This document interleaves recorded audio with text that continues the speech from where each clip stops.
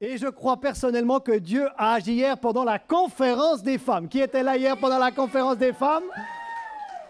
Et nous avions la grande joie de recevoir la révérende Lia Rachep pendant cette conférence de femmes. Est-ce qu'on peut lui demander de se lever? Je te dis, bitte, merci. Elle a fait le voyage. All the way from Lisbon, Portugal. Depuis Lisbonne au Portugal, elle est venue jusqu'à nous. Mais la bonne nouvelle, c'est qu'elle n'est pas venue toute seule.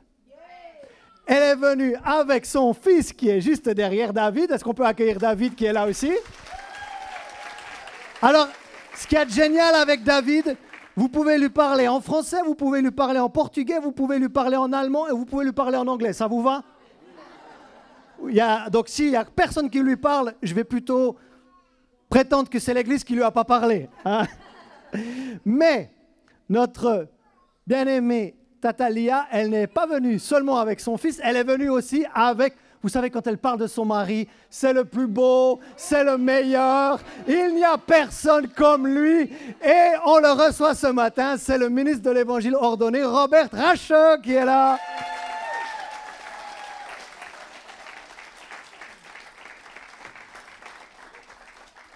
Alors, en plus d'être un ministre de l'Évangile, c'est un agriculteur. Mais un vrai agriculteur. Hein? Et donc, certaines fois, il utilise des images pour nous aider à expliquer certaines choses spirituelles avec des images naturelles.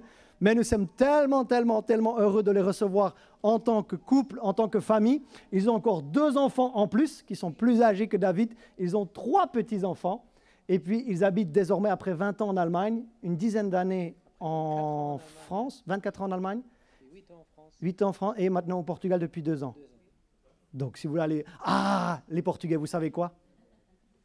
J'ai connu Costa da Caparica grâce au révérend Robert Rache. Donc, si vous me cherchez au Portugal, je suis à Costa da Caparica. OK? Je ne serai pas allé chercher une petite pastel de nata dans le vieux Lisbonne, mais après, je serai en train d'attraper quelques vagues à Costa da Caparica, parce que ça, c'est mon spot. Ça, c'est mon spot. Willkommen. Willkommen zu Nizza. Merci. Et on se réjouit vraiment de vous avoir encore pour ce 2e culte. Merci. Merci Philippe. Alléluia.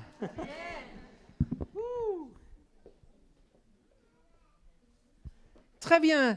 On est tellement heureux d'être avec vous ici dans cette merveilleuse maison, dans cette merveilleuse église. Église Étincelle, vous êtes un cadeau de Dieu pour Nice. Et vous êtes un cadeau de Dieu pour beaucoup de gens. Et nous, on avait tellement hâte d'être ici. On se réjouit énormément de vous connaître. Pour la première fois, je vous vois tous. Je connais le pasteur John Madden et Laura Madden depuis des lustres, beaucoup de lustres, beaucoup de printemps.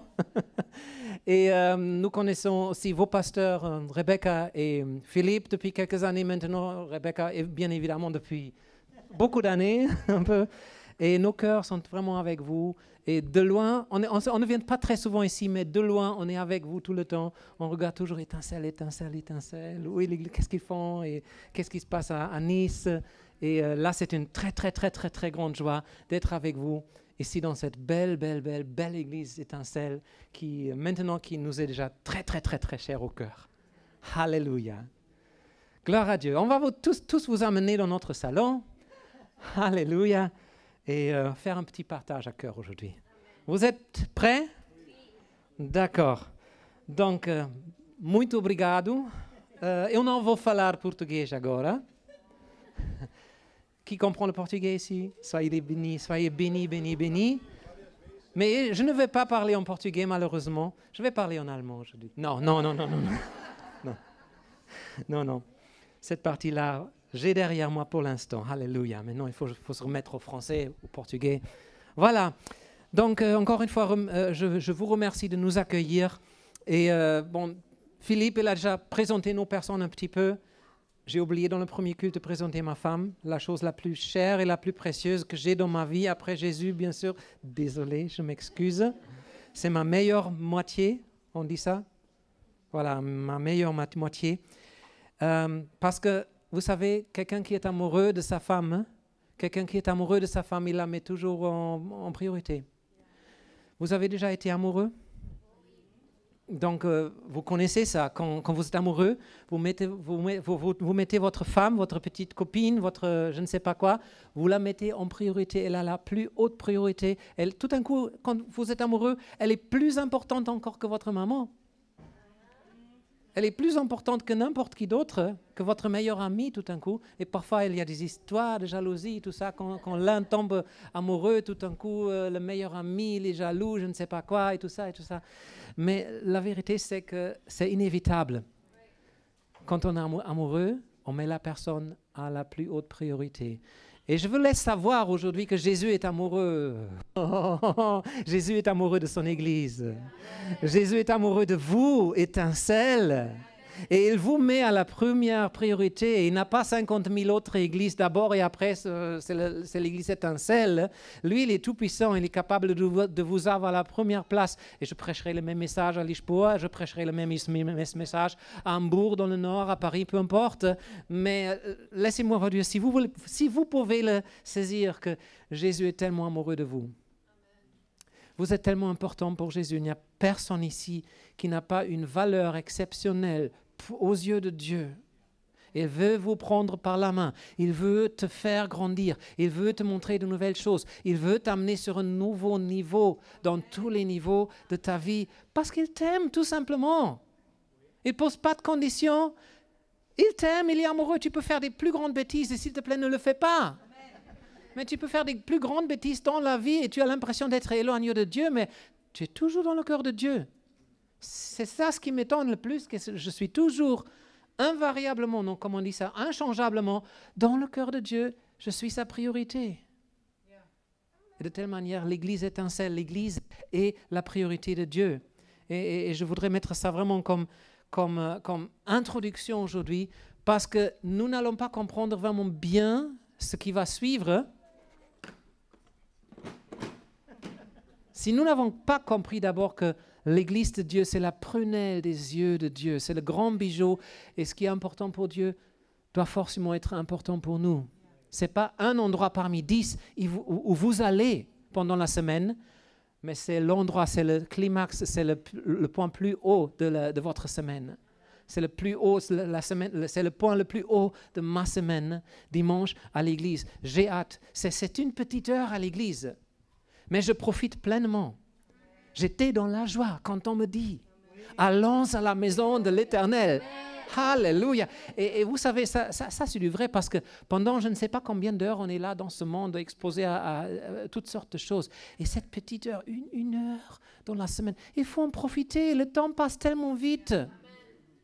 Et vous savez, ça n'appartient pas à mon message. Mais quand je suis dans la maison de Dieu, je veux sauter de joie. Je veux danser. Je veux faire tout le sport que je n'ai pas fait pendant toute la semaine. Je veux me défouler dans la présence de Dieu parce que mon Seigneur, il est là. Il est là avec sa puissance. Il est là avec son amour. Et c'est une seule heure dans la semaine que je ressens ça ici. Je ne ressens pas ça dans un autre endroit. Je ne ressens pas ça dans le stade de foot, là, chez OGC Nice, ou comment ça s'appelle. Je ne sens pas ça nulle part ailleurs, seulement ici, dans la maison de Dieu. Et c'est pour ça que je profite. Et moi, personnellement, j'ai Rabasantaya. Je vais me faire unbeliebt heute. Je vais me faire, comment on dit ça? Je me fais, oui, mais comment on dit ça? Impopulaire. Je ne vais pas me rendre impopulaire ici. Mais moi, je ne peux pas comprendre les gens qui viennent à l'église.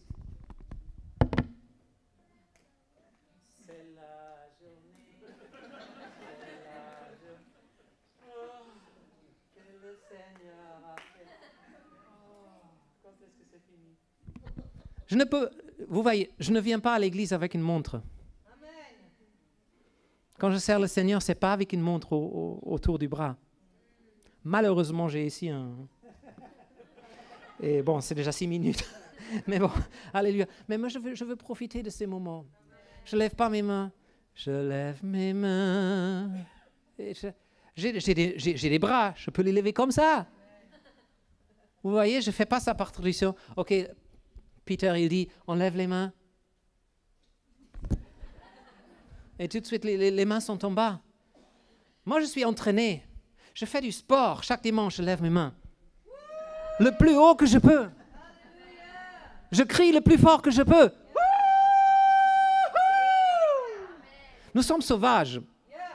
Nous sommes habitués à faire du bruit dans la maison de Dieu.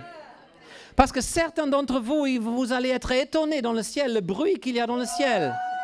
Dieu, il dit une parole et c'est comme le rugissement de beaucoup d'eau, c'est ça?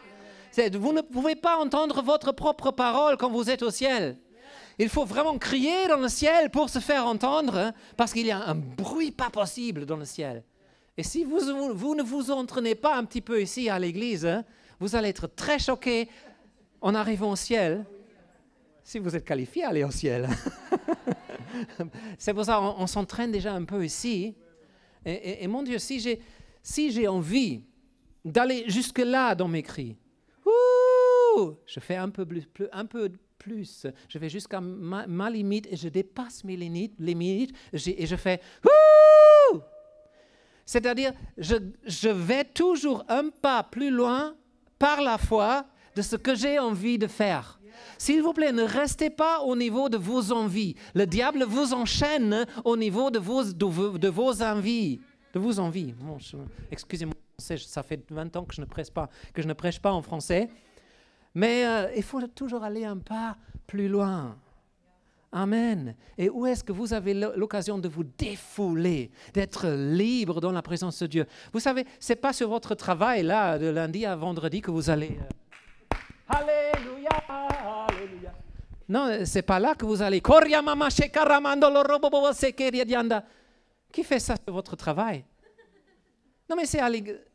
Sinon où, s'il vous plaît? Sinon où? Alléluia. Donc, profitons tant qu'on est dans la maison de Dieu. C'est l'endroit qui est spécial au cœur de Dieu. C'est l'endroit que... Et on va lire là dans le verset, dans le chapitre de 1 Roi, chapitre 9. On va lire ça un petit peu. Donc, Jésus, il parle au sujet de sa maison. Dans l'Ancien Testament, la maison de Dieu, c'était le temple. Salomon, il venait d'achever la construction du temple. Dieu lui parle. En 1 Roi 9, verset 3, l'Éternel lui dit « J'exauce ta prière et ta supplication que tu m'as adressée. Je sanctifie cette maison que tu as bâtie pour y mettre à jamais mon nom. J'aurai toujours mes yeux et mon cœur. » Amen. Une autre traduction, elle dit « J'ai sanctifié cette maison pour y laisser habiter mon nom. » Dieu il laisse habiter son nom ici. Où est-ce que toi, tu laisserais habiter ton nom? Pas dans tous les endroits, pas sur tous les papiers, n'est-ce pas? Tu signerais pas tout non plus, n'est-ce pas? Mais Dieu, il laisse son nom habiter ici à Étincelle. Il a signé le papier. Étincelle, oui, c'est de moi. Alléluia. Et je suis là et je pose mes yeux dessus, j'investis mon cœur continuellement. Amen. Donc, c'est dans aucun endroit dans ce monde, c'est dans aucun endroit à Nice que vous trouvez ça. Ceci, c'est vraiment un endroit spécial où Dieu, il a posé son nom, il a investi son regard, il a investi son cœur. Et si Dieu investit son cœur ici, moi aussi je veux investir mon cœur ici. Je ne sais pas où vous investissez votre cœur, mais moi je veux investir mon cœur là où Dieu a investi son cœur. Je ne sais pas si votre cœur est investi dans le PSG. Non, n'est-ce pas? Ici à Nice, personne n'est investi dans le PSG. Ou peut-être votre cœur est dans le OGC. Hein? Mais je vous assure, bien que vous ayez maintenant un très très bon joueur là-bas, depuis quelques mois, le Youssoufa Moukoko, personne ne le connaît, je sais, mais moi je le connais bien. Et il joue maintenant pour le OGC Nice. Mais malgré cela, ce n'est pas l'endroit où Dieu investit son cœur. Je suis désolé pour le OGC, mais l'endroit où Dieu choisit pour investir son cœur, c'est ici, dans l'Église Étincelle. C'est le privilège de l'Église Étincelle. Et nous ne servons pas des faux dieux. Okay? Nous ne crions pas « Oh, PSG, OGC !» Non, nous crions « Jésus, Alléluia ! Il est le roi des rois, il est le Seigneur des seigneurs. Amen. Alléluia. Gloire à Dieu. Vous êtes avec moi? Yeah. Vous êtes avec moi? Les autres 55 aussi? Oui. OK. Gloire à Dieu. Donc, l'Église de Dieu ne se compare à rien d'autre que ça. Et Dieu, il aime. Dieu, il est fou amoureux. Il est fou amoureux de son Église. Il est fou amoureux de vous. Et à la fin, si rien d'autre reste, mais tombez amoureux de l'Église de Dieu à nouveau. Tombez amoureux de l'Église locale. Amen. Alléluia. On va lire en 1 Corinthiens 12, versets 4 à 5 et 27 à 28. Et c'est écrit, il y a diversité de dons, mais c'est le même esprit. Diversité de ministères, mais le même Seigneur. Diversité d'opérations, mais le même Dieu qui opère tout en tous. Dans le verset 27, il est écrit, vous êtes le corps de Christ et vous êtes ses membres, chacun pour sa part. Et Dieu a établi dans l'Église premièrement des apôtres, deuxièmement des prophètes, troisièmement des docteurs, ensuite ceux qui ont le don des miracles, puis ceux qui ont le don de guérir, de secourir, de gouverner, de parler diverses langues. Amen.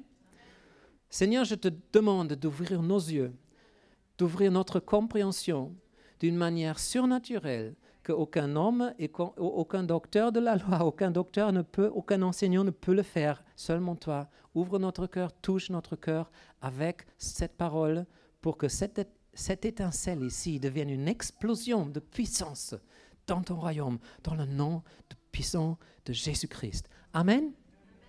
Donc moi, je voudrais mettre votre attention sur ce petit mot presque à la fin de ce verset qui s'appelle secourir, ou dans une autre traduction, aide.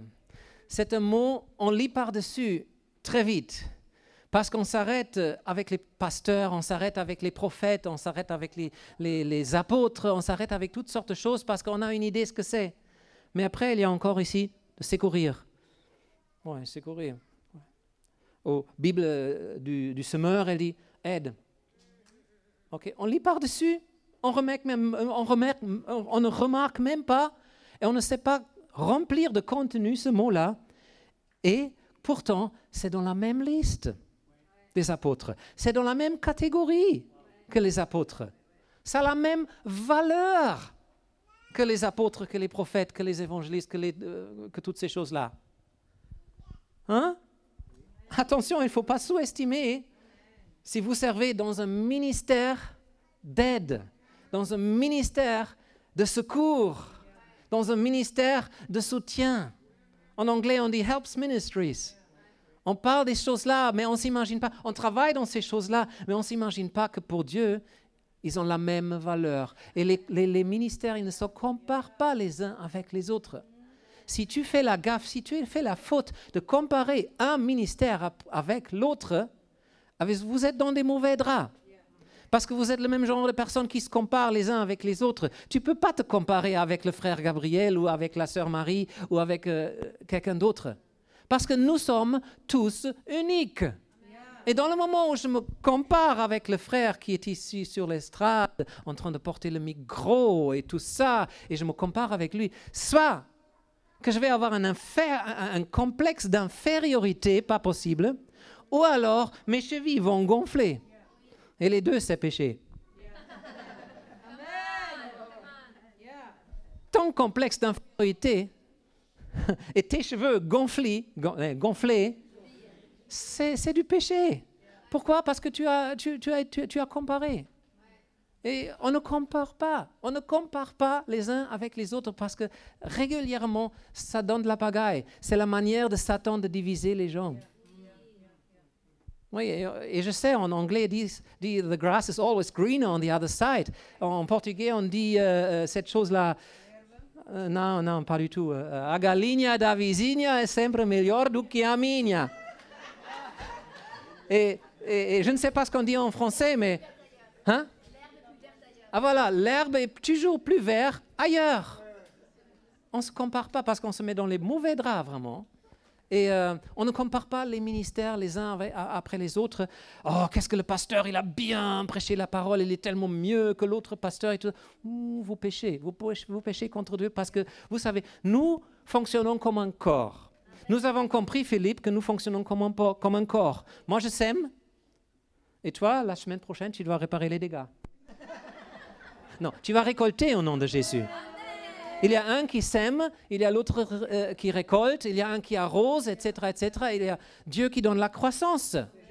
Et nous avons tous des ministères différents. Dieu, dans sa caisse d'outils, il n'a pas que des marteaux. Il ne faut pas se comparer. Il n'y a que des marteaux, il y a beaucoup d'autres choses différentes là-dedans, dans cette caisse à outils. Et nous, quand je dis un outil, normalement un outil, c'est toujours le marteau qui vient en premier. Mais c'est dans le sous-conscient. Quand je dis outil, c'est toujours le marteau. C'est jamais la pince, c'est jamais le tournevis plat, c'est jamais le tournevis cruciforme, c'est jamais une scie, c'est jamais une brosse à nettoyer les toilettes. C'est toujours le marteau, comme si Dieu il avait 50 marteaux dans sa boîte à outils. Il essaie de voir quel est le meilleur marteau maintenant.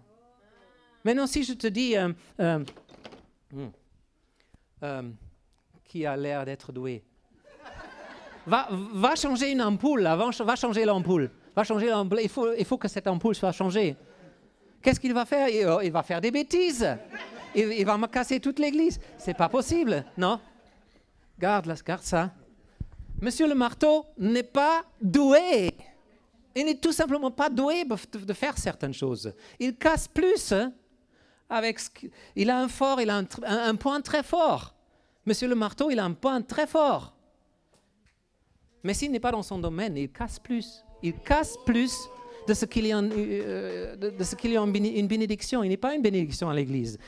Si, par exemple, qu'est-ce qu'on a encore ici? La truelle. Il n'y a pas de truelle de maçon, c'est pas grave. Il faut que j'invente une autre chose. Qu'est-ce qu'on a là? On va prendre ça. Alors, qui pourrait prendre ça? Si je te dis, comment tu t'appelles? Kelvin, prend le tournevis et va peindre le mur. Va peindre le mur. Kelvin, je sais qu'il a déjà peint des murs, peut-être il est très doué, mais il va casser le mur. Il ne va pas réussir à peindre ce mur, pas avec cet outil-là. Donc il va falloir qu'il découvre ce qu'il peut faire avec ce qu'il a dans la main. Et prendre soin qu'il ne casse pas la baraque. On peut si facilement. Donc, Kelvin, tu ne vas pas te comparer avec Monsieur le marteau, ok? Parce que si vous comparez, Monsieur le marteau, il peut faire des choses que toi, avec ton tournevis, tu ne pourras jamais faire. Et Monsieur le marteau, Kelvin, avec son tournevis, il peut faire des choses que tu ne pourras jamais faire. C'est lui qui serait peut-être capable à changer l'ampoule, mais pas toi. Et il faut se rendre à l'évidence, non, moi, ce n'est pas mon truc. Il faut que j'utilise mon don quelque part ailleurs.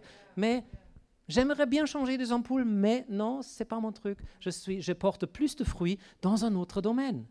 Amen. Bon, je reviens ici parce que sinon, c'est le soir déjà. Gloire à Dieu.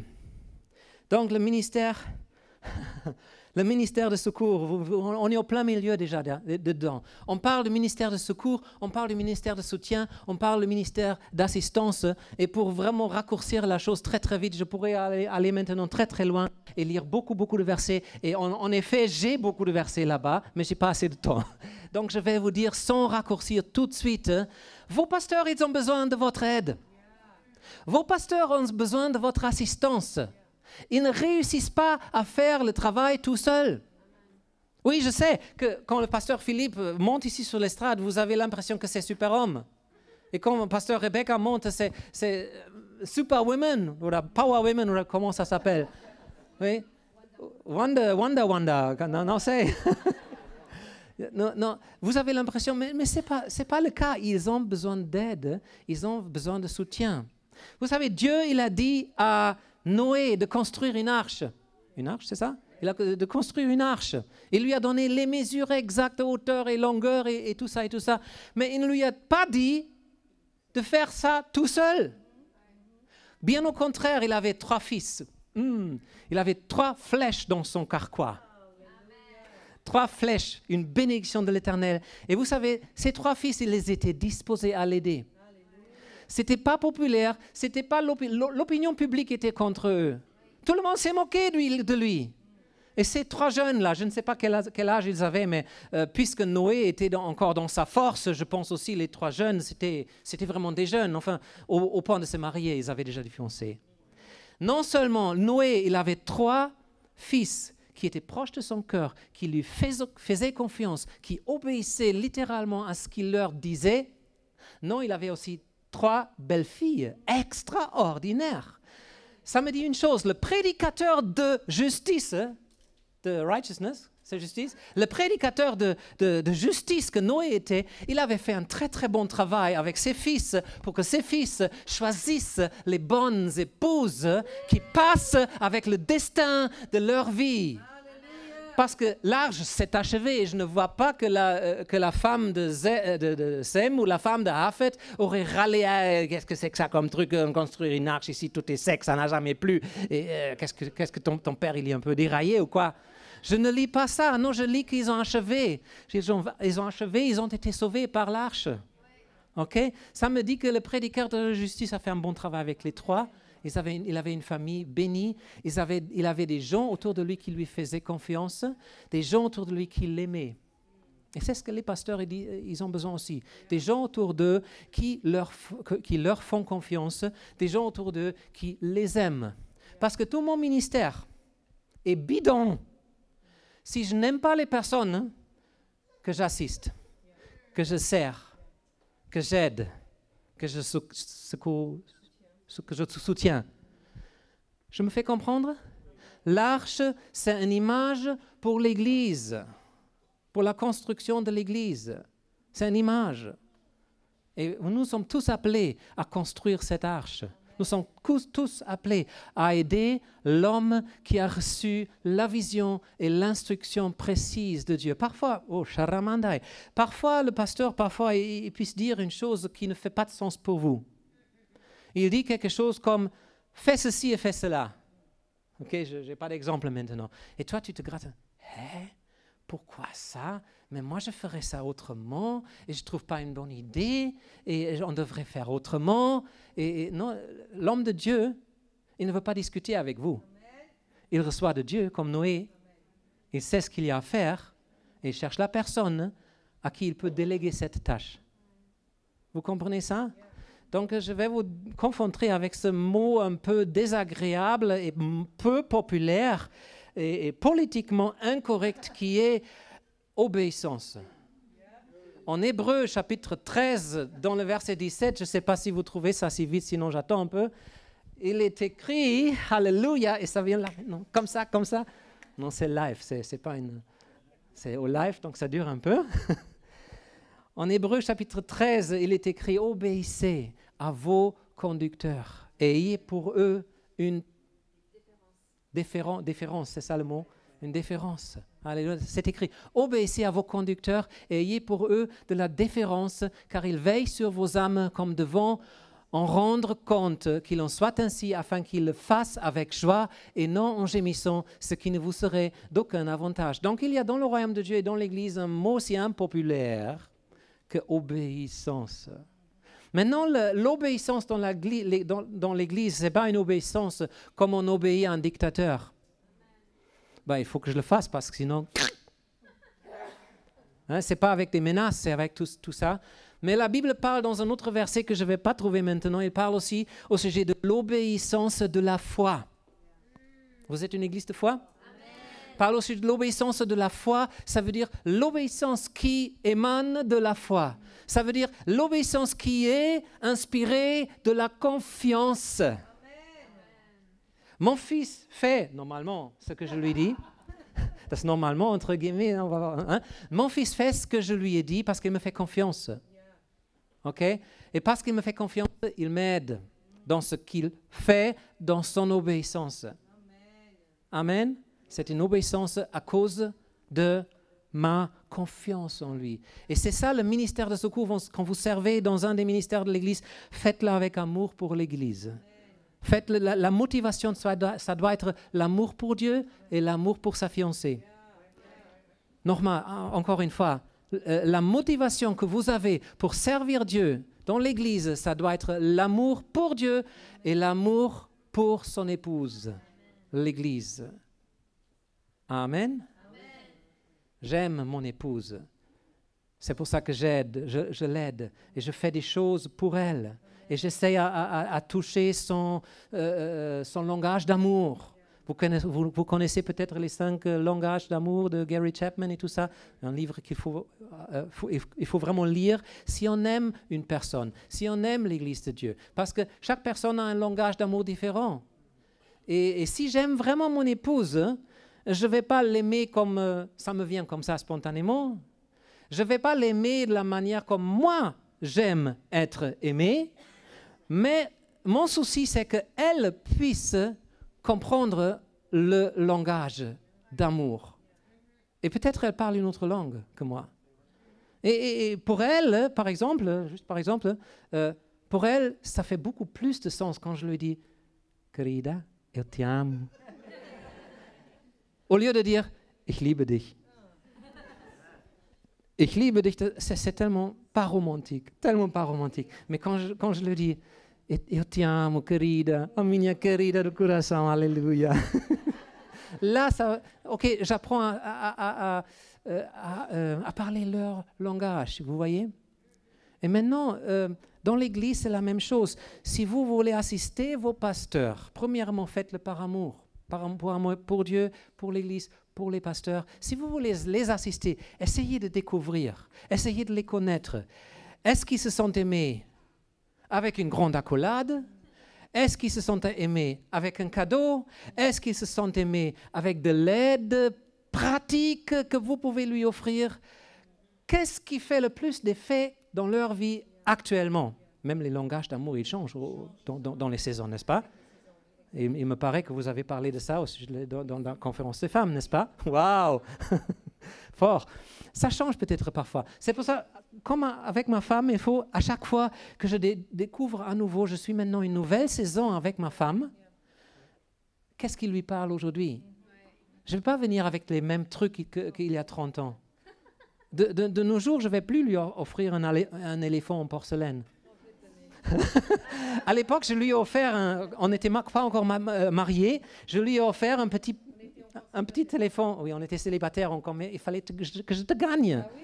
Donc je lui ai acheté, je suis allé, j'ai rassemblé mes derniers sous que j'avais, j'ai acheté ce petit éléphant en porcelaine et je lui ai donné. Alléluia, ma chérie, je t'ai amené ce porcelaine. Et elle était merveilleuse, elle était enchantée, elle était touchée, elle était waouh. Et j'ai atteint son cœur avec cet éléphant, vous savez. Et ça a donné ce que ça a donné. Alléluia. On est mariés depuis 30 ans, alléluia. Et je crois que tu as toujours l'éléphant. Oh oui. Mais de nos jours, si je veux lui faire un plaisir, il faut que je demande à nouveau, qu'est-ce qui pourrait lui faire plaisir? Comment est-ce qu'elle reçoit actuellement l'amour? Et ça change tout le temps. Avec les enfants, ça change encore plus vite. Mais avec elle aussi, ça change tout le temps. Et la même question, posez-vous par rapport à l'Église. Ce n'est pas parce que vous avez envie de vouloir chanter sur l'estrade que c'est ça vraiment ce que Dieu a besoin ici à l'Église actuellement. Peut-être il a besoin que vous servez dans un autre domaine que personne n'a vu encore, que personne ne s'est occupé encore. Et je prie aujourd'hui que Dieu ouvre des cœurs, que Dieu ouvre des yeux aujourd'hui pour que vous voyez des choses que personne ne voit, où vous pourriez être tellement, mais tellement, mais tellement utile. Chacun de vous est unique. La Bible dit que nous sommes des pierres vivantes et la Bible nous exhorte à nous laisser construire comme une habitation spirituelle, comme une habitation en esprit. Dis à ton voisin, tu es une pierre.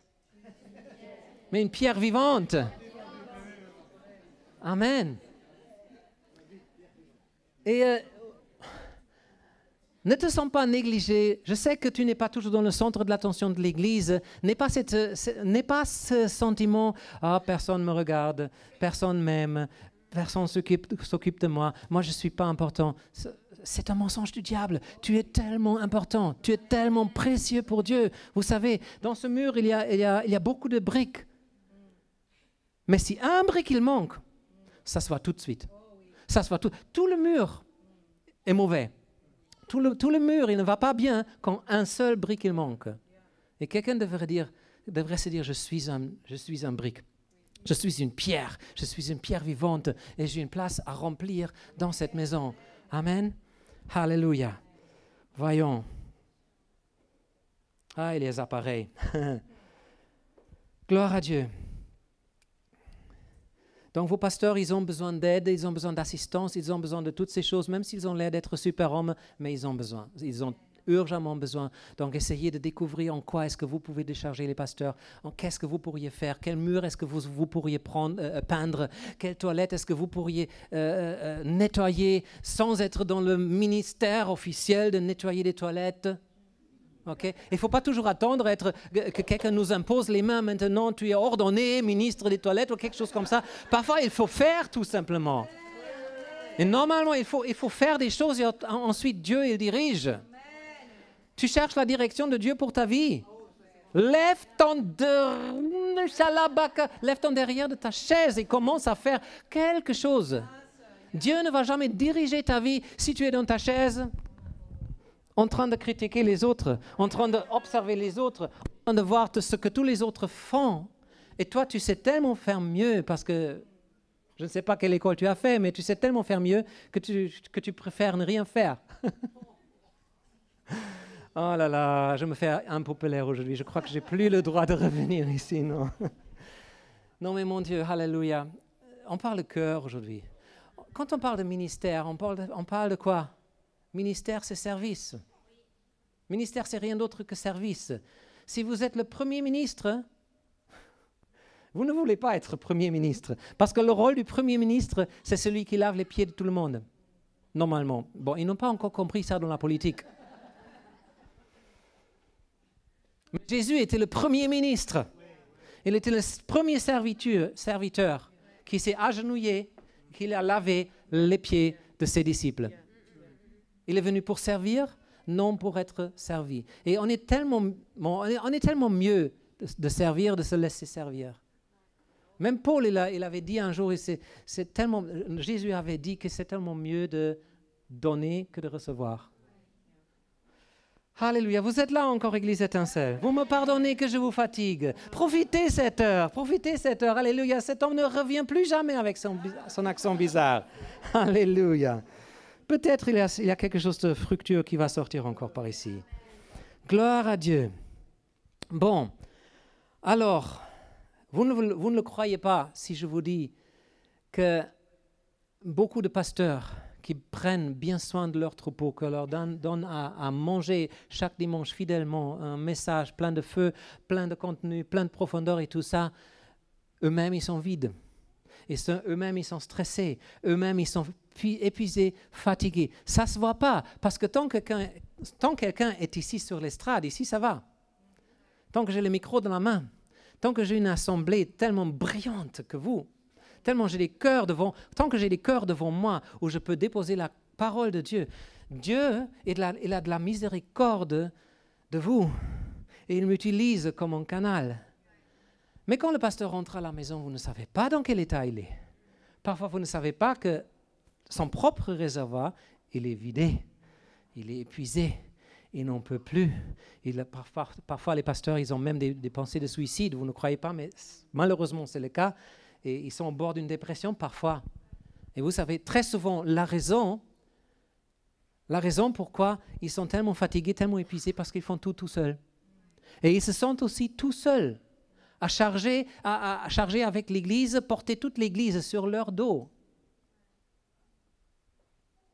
Et souvent, c'est parce qu'il n'y a personne qui les aide. Il n'y a personne qui est de tout cœur avec eux.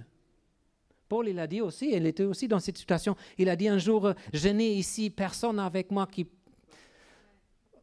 Aidez-moi à finir le verset, j'ai ici personne ici avec moi qui a le même sentiment, le même empressement avec moi. Ok. Et peut-être chaque ministre doit passer par ça, probablement, de savoir qu'il est tout seul, mais ce n'est pas la volonté de Dieu à long terme que le ministre soit tout seul. Le travail que nous avons, la mission que nous avons en tant qu'Église, c'est une mission de corps. Ok? Ce n'est pas ma tête qui fait tout. J'ai des mains. L'autre jour, je me suis coupé ici le doigt. Devinez qui a réparé cette blessure, qui a pensé cette blessure. C'était l'autre main. Elle était équipée pour. Ce n'était pas mon pied, ce n'était pas mon genou, c'était l'autre main qui a réparé. Parce que quand un membre souffre, les autres souffrent avec. Et quand un membre se réjouit, les autres réjouissent aussi. Et c'est pour ça qu'il n'y a pas beaucoup de joie dans certaines églises aujourd'hui parce qu'on n'a pas la grâce de se réjouir avec un autre membre. On n'a pas la grâce à travailler en tant que corps. Nous sommes un corps, que nous soyons blancs ou grands ou noirs ou bleus ou petits ou épais ou, qu'est-ce qu'on dit en français, ou minces, mais nous sommes tous un corps. Il ne faut pas négliger la personne qui est à côté de toi, qui est derrière toi. Il est béni, vous savez, Jésus est en lui. Ça ne se voit pas, n'est-ce pas? Mais Jésus est en lui. On ne voit pas Jésus, mais il est en lui. Et il faut traiter l'autre toujours comme si c'était Jésus en personne. La personne qui est juste devant toi, elle est tellement précieuse, a tellement de valeur devant Dieu. Et si vous n'arrivez pas, si votre pasteur vous dit non, je n'ai pas besoin que vous m'aidiez. Si vos pasteurs vous disent, je n'ai pas besoin que vous repassez mes chemises. Je n'ai pas besoin que vous preniez soin une fois par semaine avec mes enfants. S'il vous dit, je n'ai pas besoin que vous lavez ma voiture. S'il vous dit tout ça, c'est juste des Wink mit dem Zaunpfahl, comment est-ce qu'on dit ça? C'était juste des petits tuyaux, ça ne fait pas partie de la prédication. Mais si jamais ils disent non, on n'a pas besoin de votre aide, cherchez quelqu'un d'autre dans l'église que vous pouvez aider. Pasteur Peter, vous avez besoin d'aide de quelque chose. Est-ce que je peux porter vos notes? Est-ce que je peux faire quelque chose pour vous? Quelque chose que je ne vois même pas. Mais engagez-vous à aider quelqu'un, à assister quelqu'un, à soutenir quelqu'un, à faire briller quelqu'un d'autre, à élever quelqu'un d'autre. Si vous élevez quelqu'un d'autre, Dieu va vous élever à vous. Amen. Et nous fonctionnons en tant que corps. L'Église, c'est un corps. Ce n'est pas le pasteur qui doit faire tout le travail. Observez votre pasteur et malheureusement, vous ne pouvez pas le voir pendant la semaine. Mais observez-le quand même pendant la semaine et imaginez un peu ce qu'il a à faire à diriger cette église. Oui? Et après, chantez. Chantez « Ouvre mes yeux, Seigneur, que je puisse voir dans quel domaine le pasteur a besoin de mon aide. » C'est tellement loin. OK. Alléluia. L'enthousiasme est grand ici dans cette église. Alléluia. Shandai, le feu descend là. Aïe, aïe, aïe. Des miracles et des... Alléluia. Gloire à Dieu, gloire à Dieu. On est ensemble dans cette affaire. Je vous assure, on est ensemble dans cette affaire. Voyez, une parole aux pasteurs, aux gens qui dirigent cette église, s'il vous plaît, laissez vos personnes faire. Donnez-leur un micro dans la main, même s'ils chantent encore comme des casseroles. Ça va changer. S'ils ont le cœur, vous ne cherchez pas la voix.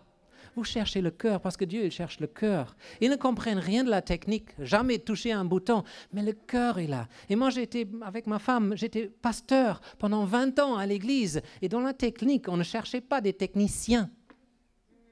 On ne cherchait pas des gens qui savaient régler tous les boutons et connaissaient tous les termes techniques de la technique et toutes ces choses. Non, on cherchait des cœurs.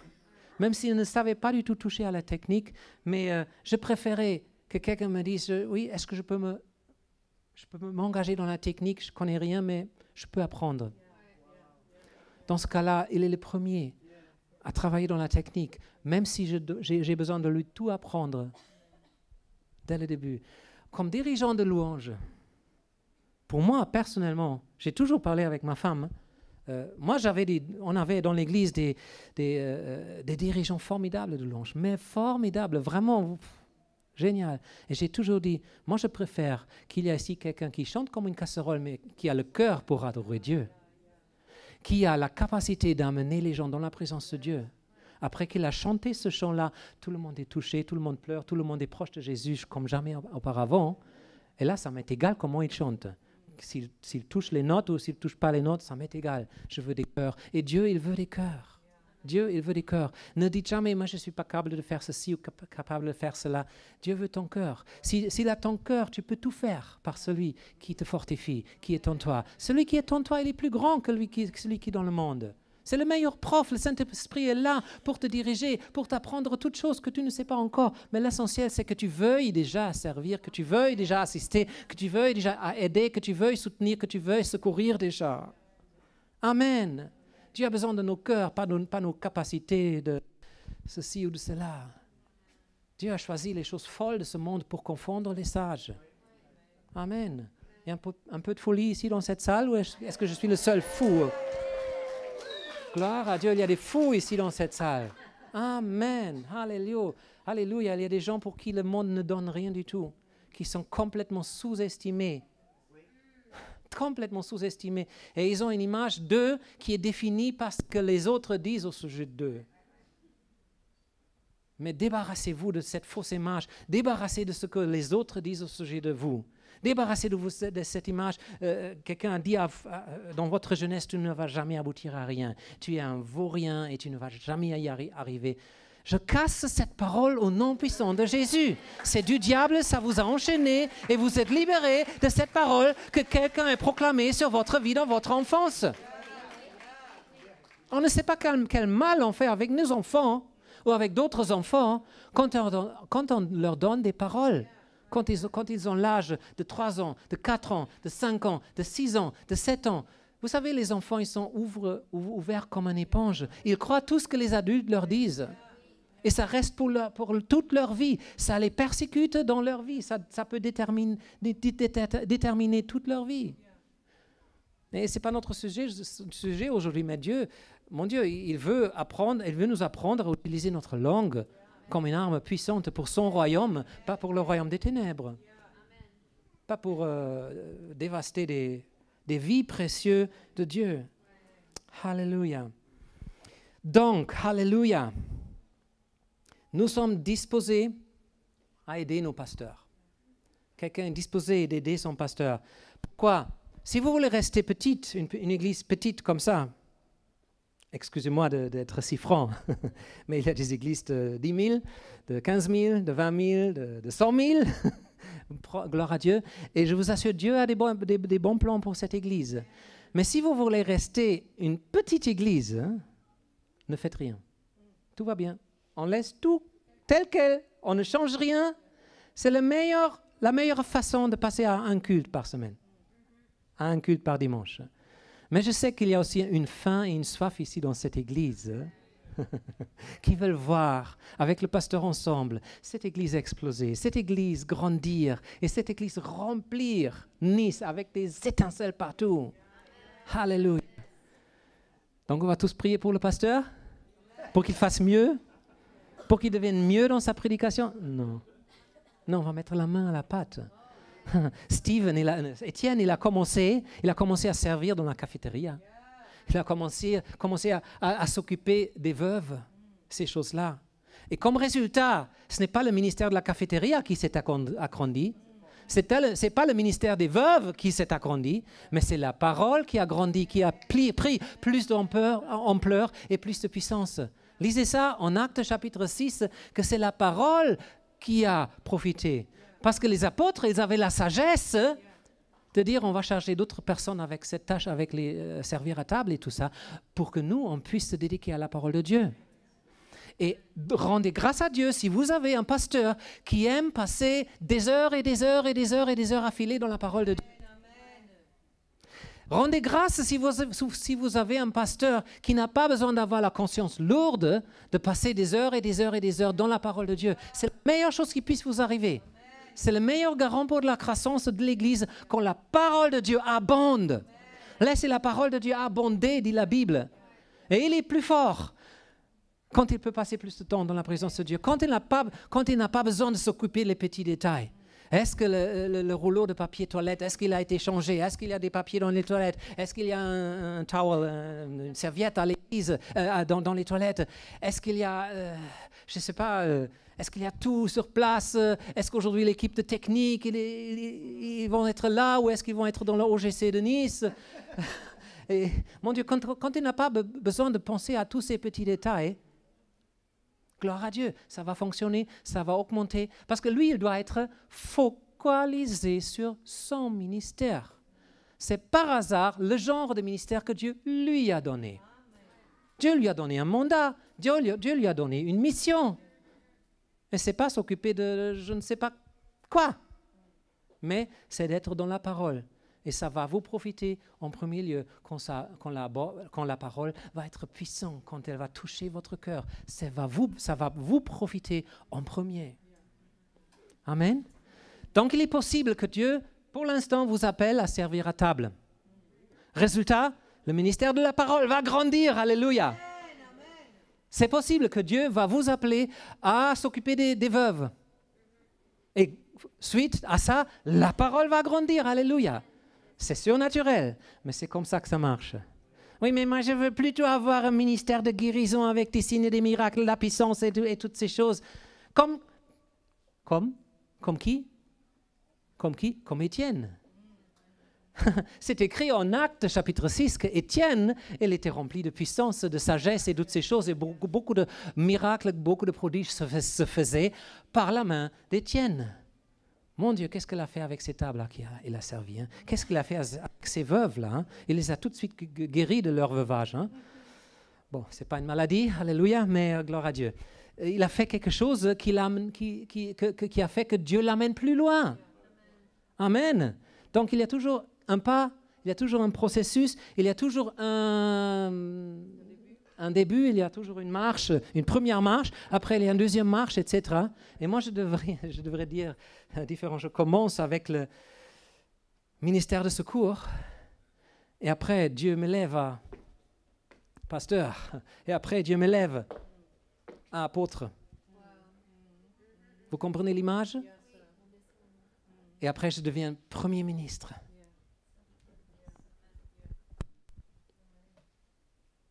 Alléluia. Honnêtement, je ne comptais pas parler si vite aujourd'hui. Je comptais arriver après 20 ans de ne pas avoir prêché la parole de Dieu. Je comptais arriver ici, chercher mes mots et ne pas trouver, etc., etc. Mais Dieu est bon. Dieu est bon pour vous. Dieu est bon avec vous. Amen. Alléluia. Gloire à Dieu. Donc, vous avez compris que l'œuvre du ministère, l'œuvre du service dont il est question en Éphésiens 4, verset 11, je crois, ce n'est pas l'œuvre du pasteur, c'est l'œuvre que toute l'Église, toute l'Église est appelée à l'œuvre du ministère. Et ministère, c'est service. Pour les uns, c'est par hasard être apôtre. Pour les autres, c'est par hasard, non par appel, bien sûr, pas par hasard. Mais vous comprenez, pour les uns, c'est être pasteur. Pour les autres, c'est changer les couches à la nurserie. Et c'est un ministère oint, et c'est un ministère précieux, avec beaucoup de valeur. Changer les couches à la librairie, c'est quelque chose qui pue, j'ai pas de frisson avec ça, mais c'est tellement oint. C'est tellement oint. Parce que si c'était le pasteur qui devrait... Maintenant, le bébé crie et le pasteur, oh, je prêche, mais il faut que je regarde vite fait ce que les bébés là font à la nurserie. Excusez-moi, Église, je dois changer les couches parce que sinon personne ne le fait. Hein. Et vous attendez à 5 minutes que le pasteur change les couches, quelque chose ne va pas. Et c'est pour ça que je dis, si vous changez les couches à la nurserie, c'est un ministère oint. Parce que pourquoi? Ça enlève des fardeaux de notre homme de Dieu. Ça enlève des fardeaux de notre femme de Dieu. Vous êtes là? Parce que la Bible, par définition, en Ésaïe, verset 10, il est écrit que c'est l'onction qui brise les fardeaux, qui ôte les fardeaux, qui brise les jougs. Vous avez vu ça déjà? Donc, à chaque fois que vous enlevez à quelqu'un un fardeau, que vous brisez à une chaîne quelqu'un, que vous assistez quelqu'un, que vous aidez quelqu'un, que vous soutenez quelqu'un, vous êtes en train d'avoir un ministère oint parce que le fardeau est levé. Quelqu'un est prêt pour enlever quelques fardeaux au ministre de Dieu. Alléluia, on s'amuse bien dans l'église ici. Alléluia, gloire à Dieu.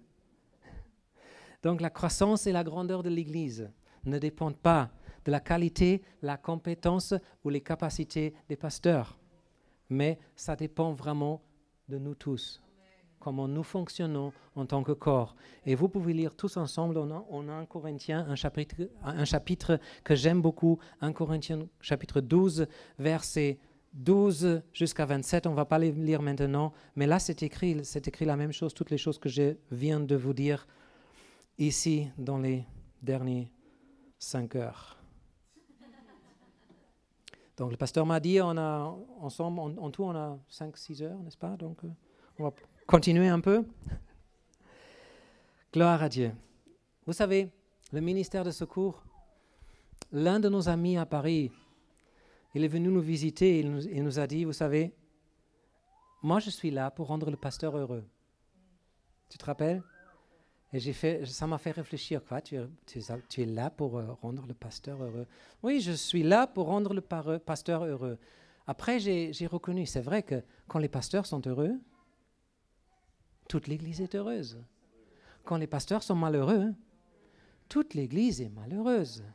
Même s'ils prêchent bien. Oh, jaramanta cassé. Tu sais, c'est pas seulement les paroles. Hein? Dieu a utilisé un âne pour transmettre le bon message. Là, hein? Qu'est-ce que j'allais dire avec ça? Quand le pasteur est heureux, il y a quelque chose au-delà des paroles qui est transmise et vous sortez d'ici heureux. Peut-être il n'a pas toute la prédication vraiment à jour avec le alinéa A, avec le alinéa B, le point E, le grand point, le petit point et toutes ces choses-là, de A à Z, parfait, comme il a appris à l'école biblique. La plupart des fois, ce n'est même pas nécessaire. S'il est heureux et s'il monte sur l'estrade, il va transmettre cette heureusesse, non, comment est-ce qu'on dit cette joie, voilà, il va transmettre cette joie à vous. Vous comprenez ça? Et c'est ça ce que vous voulez. C'est ça ce que vous voulez recevoir dans cette église. Amen. Alléluia. Donc, alléluia. Nous avons vu le ministère de secours, alors, est un ministère oint. Ce n'est pas un ministère qui est de deuxième catégorie. Ce n'est pas les choses que personne n'a envie de faire. Je vais vous dire honnêtement, moi, je n'avais pas envie parfois d'être pasteur. J'avais envie d'être à la technique parfois. Parfois, j'avais envie je ne sais pas, d'aller chez les enfants, dans le ministère des enfants. Parfois, j'avais vraiment, honnêtement, envie de tout simplement de changer les couches des bébés. J'ai changé les couches de 3 bébés quand même, et je sais comment ça fonctionne. Donc,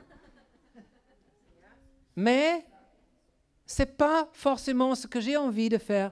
C'est là où je porte le plus de fruits. C'est là que je dois agir et servir pour Dieu. Amen. Alléluia.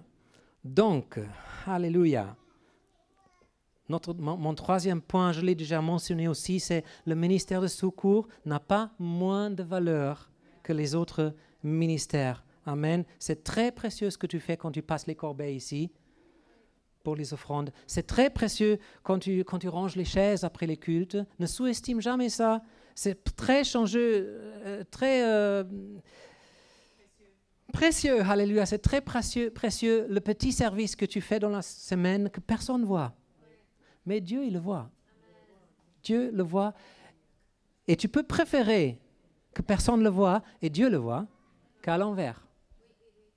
Parce que si tout le monde le voit, tu as eu ta récompense déjà. Et moi, je me réjouis à chaque fois que je fais quelque chose pour Dieu, que personne n'a vu et que personne ne peut me faire des éloges. Parce que je sais que j'aurai une rétribution, une récompense dans le ciel avec des intérêts, des intérêts, des intérêts, et des intérêts, des intérêts, des intérêts. Amen. Alléluia. Gloire à Dieu, gloire à Dieu, gloire à Dieu. Donc, on vu des choses qui vont arriver. On vu des choses qui vont arriver. Dieu a une prochaine phase dans la vie de cette Église, dans la vie de notre belle Église étincelle. Il a une prochaine phase. Et le premier pas pour que tu puisses participer dans cette nouvelle phase, aime ton Église. Ouvre ton cœur pour que l'Église étincelle, ça devienne ta maison, que ça devienne ton bijou précieux, que ça devienne aussi ta prunelle des yeux de Dieu. Ta prunelle. Vous comprenez ce que je veux dire? Amen. Et dans la mesure que je suis rempli d'amour et de tendresse pour mon Église, je vais être rempli d'amour et de tendresse pour mes pasteurs, pour mon Noé. Et la femme de Noé n'avait même pas de nom, mais elle était aussi importante. En fait, il n'y avait pas un qui avait plus de valeur que l'autre. Attention, tu vois. Mais Dieu, il veut ouvrir, Dieu, il veut remplir ton cœur pour ces personnes-là. Et quand tu ouvres ton cœur pour ces personnes-là, tu vas commencer à leur faire confiance et tu vas leur rendre un service qui est pur. Tu ne vas pas faire les choses juste parce qu'on te dit des choses. Mais avant qu'on te dise des choses, tu vas les faire déjà parce que tu les as vues toi-même. Amen. Donc aimez vos conducteurs. Aimez vos conducteurs, faites confiance avec vos conducteurs et ensuite vous comprenez le verset, obéissez à vos conducteurs.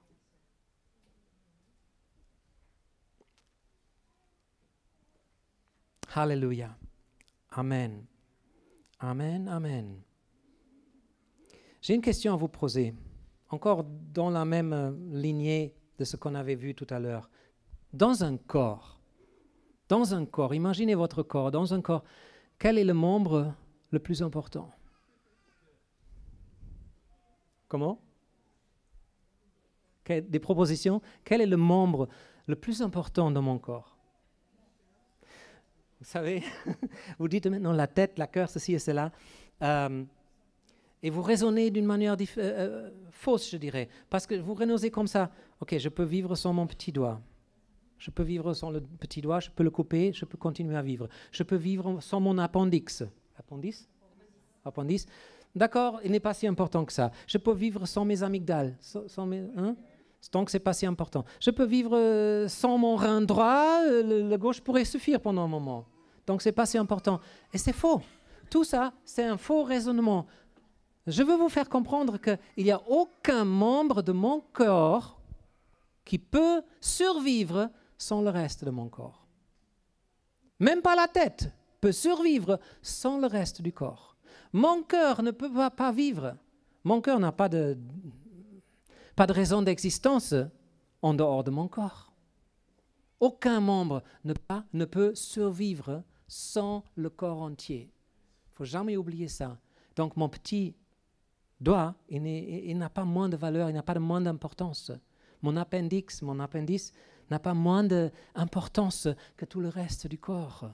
Sauf que la médecine moderne n'a pas encore reconnu l'utilité du corps. Et je sais qu'ici, dans cette église aussi, peut-être vous vous prenez pour l'appendice, vous vous prenez pour les amygdales, et vous n'avez pas encore compris la fonction, mais ça ne veut pas dire que vous ne servez à rien.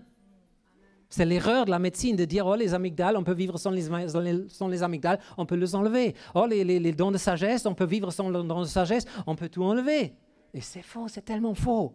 Ils remplissent des fonctions tellement importantes que peu de personnes connaissent. Et la même chose, c'est dans l'Église. Même si tu as l'impression que je ne sers à rien, non, c'est pas vrai. C'est pas vrai. C'est seulement que tu n'as pas encore découvert. Vous n'avez pas encore découvert à quoi vous servez. Amen. Seigneur, comment est-ce que je peux savoir dans quel ministère, dans quel département, dans quel je dois servir? Comment est-ce que je peux savoir? Je peux vous donner la réponse? Levez-vous. Levez-vous et faites quelque chose. La Bible dit dans les Proverbes, en Ecclésiaste, chapitre, si je ne me trompe pas, 10 ou quelque chose, 19 ou quelque chose. Vous pouvez le chercher et m'aider. Il est écrit, tout ce que ta main trouve à faire, fais-le avec toute ta force. Tout ce que ta main trouve à faire, fais-le avec toute ta force. Ça y est, il est là. Tout ce que ta main trouve à faire. Ça, c'est la réponse à quelqu'un qui demande, j'ai besoin de direction. Qu'est-ce que Dieu veut que je fasse? J'ai aucune idée. Qu'est-ce que je dois que je fasse? Tout et n'importe quoi. Tout ce qui vient à ta main. Si tu vois que là, il n'y a pas de papier dans les toilettes, va chercher des rouleaux de papier toilette, je ne sais pas. Si vous voyez, il manque le savon, va chercher du savon. À la limite, ramène du savon de ta maison. Mais fais quelque chose. Laisse ton cœur toucher et fais quelque chose qui te vient à la main de faire. Et Dieu va t'élever. C'est Dieu qui va te diriger de toilette à toilette et de toilette peut-être la prochaine fois à l'accueil. Alléluia. Et de l'accueil, il va t'amener peut-être sur l'estrade à jouer le piano. Parce que le pauvre Peter, il ne peut pas tout le temps jouer au piano. Il veut aussi un jour participer à un culte et louer le Seigneur. Et quelqu'un d'autre a l'onction du piano sur lui. Amen. Alléluia. Ne sous-estimez pas les faibles commencements, dit la Bible. Gloire à Dieu. Donc, et si vous êtes des gens honnêtes et pas des voleurs, vous allez me ramener le marteau après et le tournevis après, parce que sinon ça manque dans la maison de Dieu, ok? Gloire à Dieu. Gloire à Dieu, gloire à Dieu. Amen, amen, amen.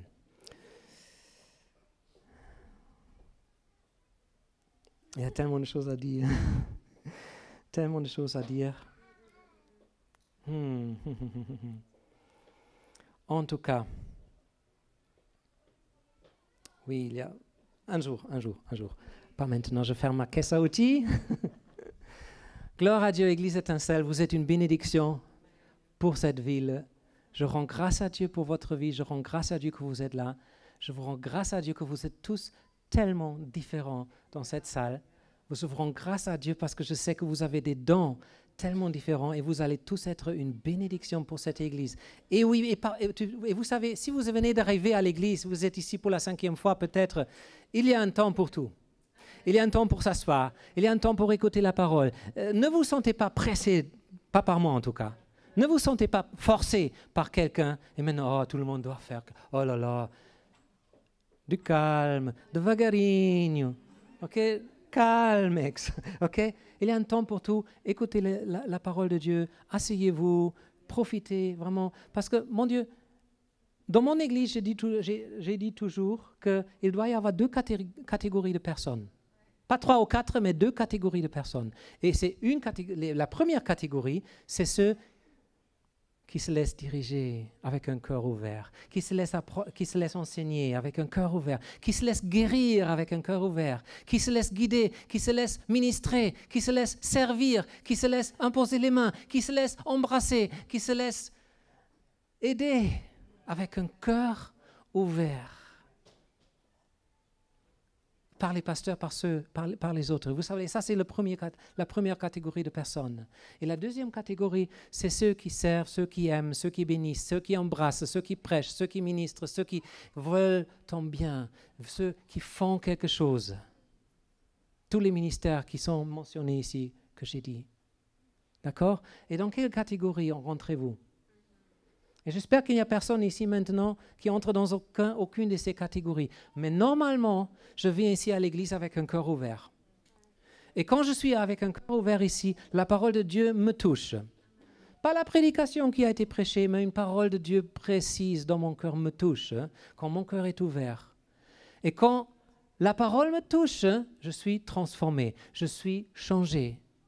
Et si mon cœur reste ouvert, un jour je ne peux pas faire autrement que donner ce que j'ai reçu. Bénir quelqu'un d'autre avec ce que j'ai reçu. Si mon cœur reste ouvert ici à l'église, un jour je veux servir. Je veux faire quelque chose. Je veux aider le pasteur. Je veux montrer à l'église mon amour. À moins que mon cœur soit fermé, à moins qu'il arrive quelque chose que mon cœur se ferme et je deviens critique, je deviens quelqu'un qui est ici pour juger et savoir toute chose faire mieux. Et j'espère que ce n'est pas votre cœur. La Bible dit dans les Proverbes 4, plus que toute autre chose, gardez votre cœur. Plus que toute autre chose, ne gardez pas votre portefeuille. Non, gardez votre cœur plus que toute autre chose. Parce que c'est de cœur qui émanent les limites de votre vie.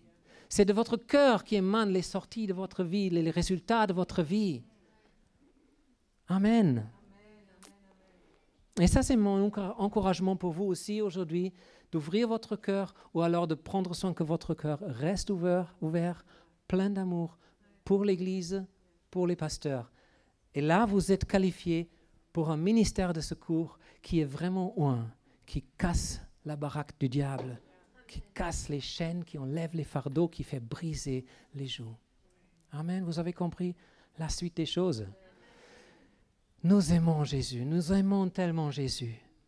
Et nous voulons le servir, nous voulons donner notre meilleur parce que nous l'aimons. Nous l'aimons avec un cœur sincère tout simplement. Je ne sers pas à l'église parce que la sœur Gertrude elle sert à l'église, parce que ma cousine sert à l'église. Je ne sais pas d'imiter une personne, mais je sers à l'église parce que j'aime Dieu, j'aime l'église. Je veux que mon église progresse. Amen ou non amen? Amen ou non amen? Alléluia. Vous êtes un peuple formidable. Vous êtes des écouteurs formidables. Je vous remercie de votre attention et je vous demanderai peut-être de se lever dans la présence de Dieu pour réagir à la parole de Dieu de ce matin. Alléluia. Gloire à Dieu.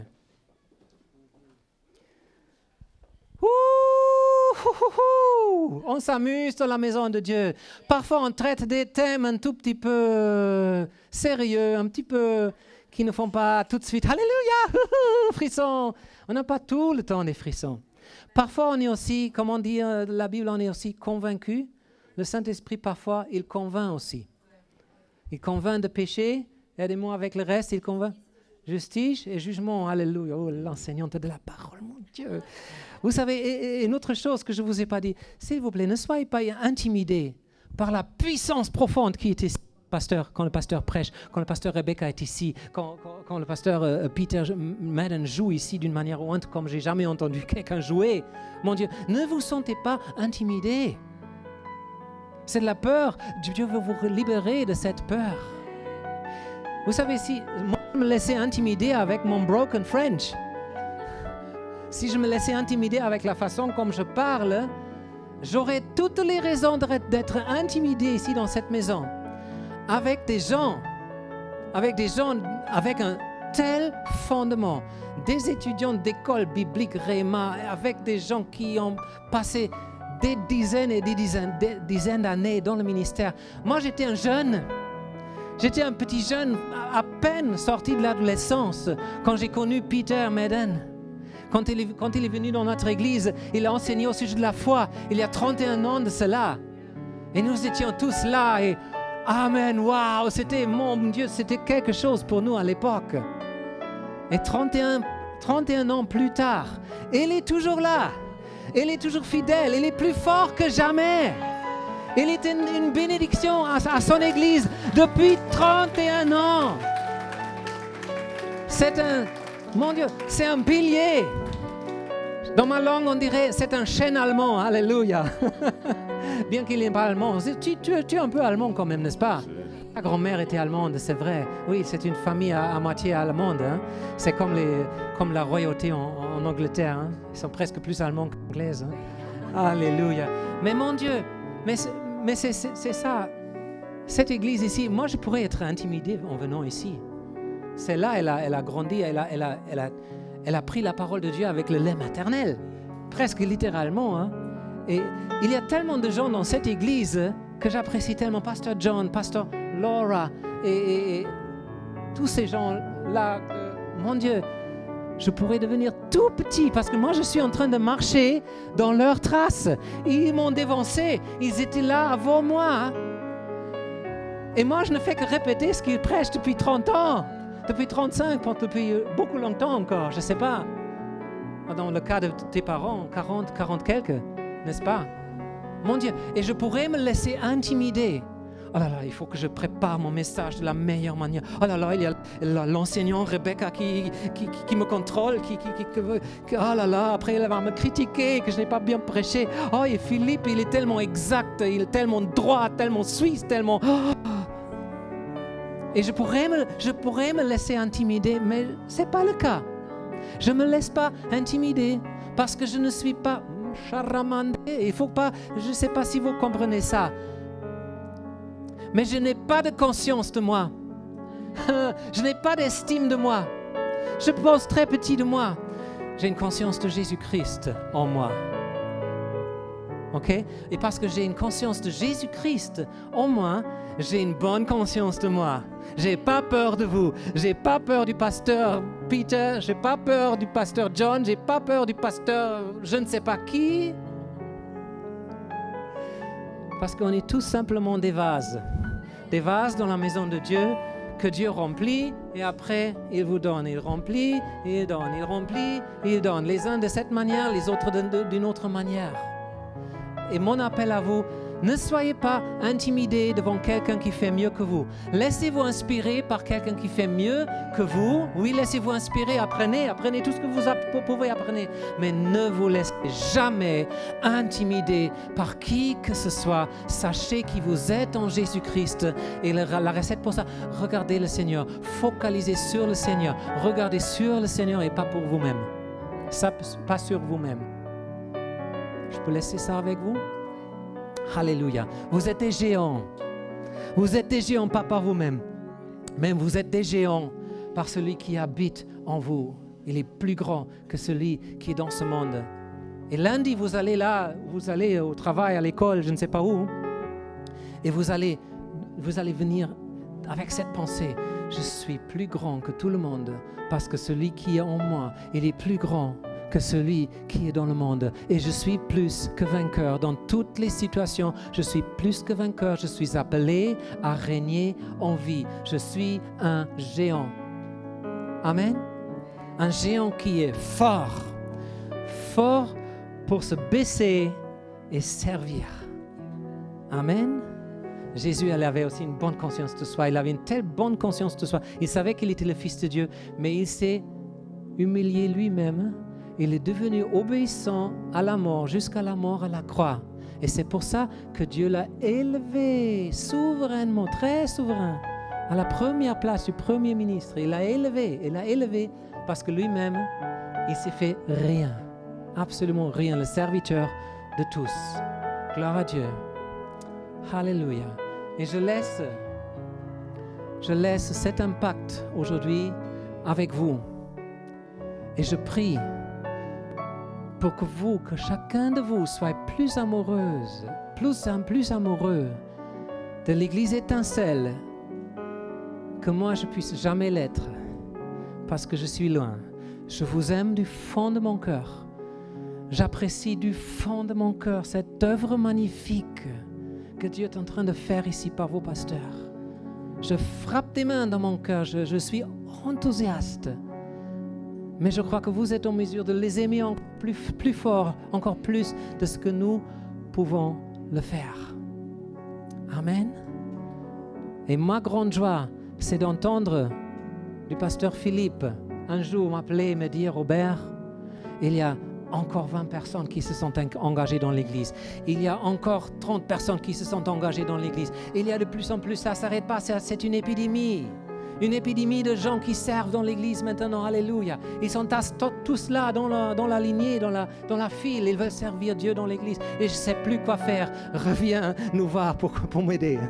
Amen. Alléluia. Amen. Quelqu'un aime l'Église ici? Alléluia. Gloire à Dieu.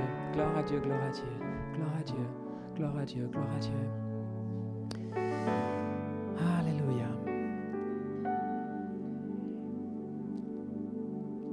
Danke, Jesus. Merci, Jésus.